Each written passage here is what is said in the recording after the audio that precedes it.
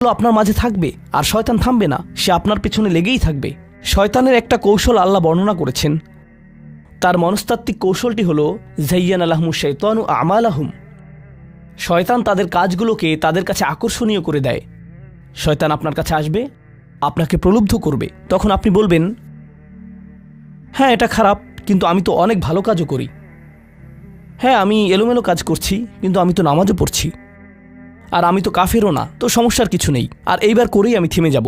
এমন না যে আমি এটা করতেই থাকবো, শুধু একবারই করব। এভাবে নিজেকে সব ধরনের যুক্তি দিতে থাকেন, নিজে নিজে এটাকে বৈধতা দিতে থাকেন।